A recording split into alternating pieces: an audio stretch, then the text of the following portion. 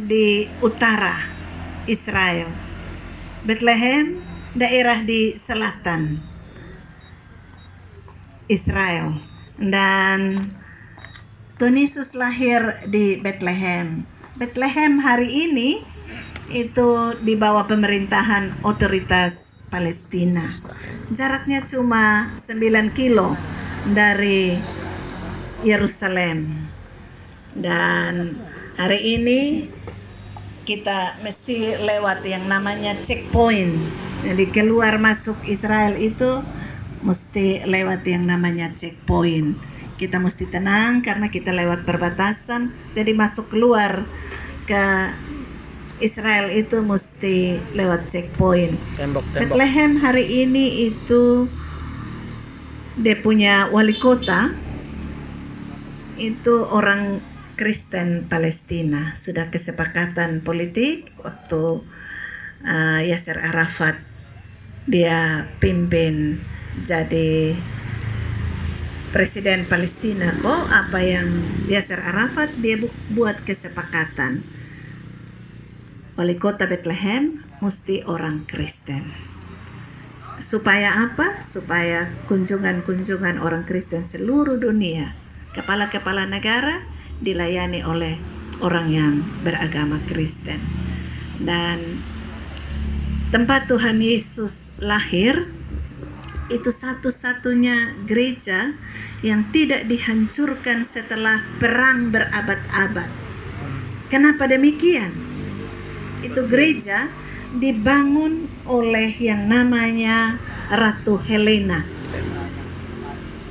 Dan dia ibu atau Kaisar Konstantin Pumama pada abad ketiga ketika gereja sudah menjadi bagian dari negara akui, dia mulai bangun salah satu gereja yang tertua di dunia yang di tanah perjanjian itu tidak dimusnahkan, tidak pernah diserang, itu gereja yang namanya Nativity Church. Dan dari abad ketiga luas sekali. Maebi, Bapak Fritz di sana tahu itu tempat Tuhan Yesus lahir tuh kita mesti masuk di bawah tanah. Jadi kenapa gedung gereja itu tidak di perang apapun tidak pernah dirubuhkan? Karena di situ ada gambar mosaiknya ada sampai sekarang, di mana 3 orang Majus itu dia pun pakaian tuh orang Persia. Yang sekarang Persia modern tuh Iran.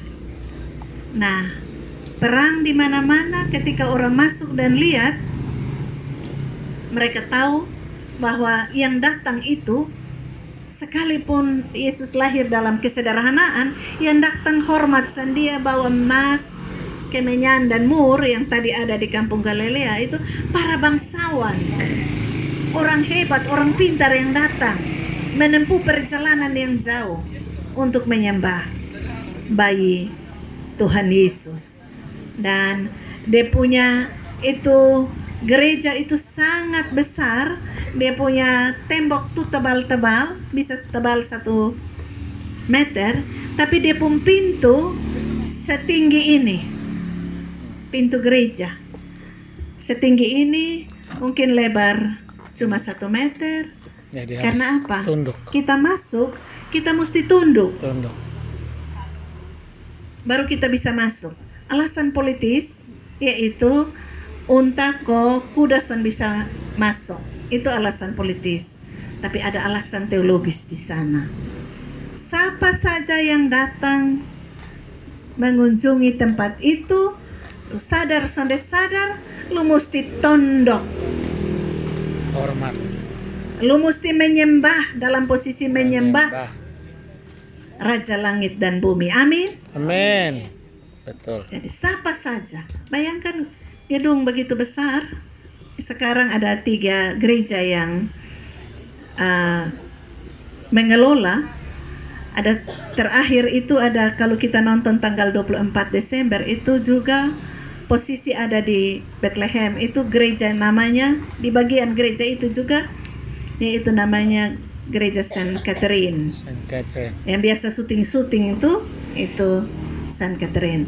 Tapi yang di pusat yang kita mesti turun, semua masuk di pintu yang tidak terlalu lebar, tapi turun ke bawah tanah. Di situ ada tempat Tuhan Yesus lahir dan palungan. Iya. Jadi ada bintang Bethlehem Iya. sebelah kanan, palungan sebelah kiri. Itu gereja Nativity Church di Bethlehem.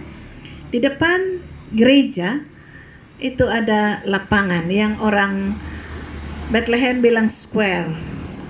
Di depan square, depan gereja itu ada masjid. Jadi orang Bethlehem, orang hidup di sana itu hidup berdampingan. Jadi kita di sini jangan bawa yang suka tidak mau hidup berdampingan. Orang di sana hidup berdampingan. Di sini ada menyanyi haleluya, di depan ada azan. Tidak apa-apa, karena itu pusat kota Bethlehem, namanya Manger Square, itu ada di depan gereja Nativity Church. Ribuan orang. Kalau mau antri, mau masuk, sudah ada perjanjian, sudah ada jam masuk, dan kita mesti antri. Waktu COVID dibuka tahun lalu, itu kami antri 2 jam. Sudah lihat tempatnya, tapi tidak bisa masuk karena seluruh dunia. Bahkan orang-orang tua dengan kursi roda juga dijamin untuk bisa beribadah. Hari ini kita berdoa khusus untuk orang-orang di tanah perjanjian, biar damai sejahtera Allah itu sampai kepada mereka. Mereka susah sekali karena perang. Jadi perang itu bukan perang agama. Itu perang yang cukup kompleks. Dan hari ini yang ada di depan kita hanya bilang perang Israel Hamas. Tapi sesungguhnya masalah mereka sangat kompleks. Bagian kita adalah berdoa bahwa kiranya damai Natal juga menjadi bahagian. Apa yang tidak mungkin menurut kita, dalam iman kita katakan menurut Tuhan kalau damai itu ada, pasti ada damai.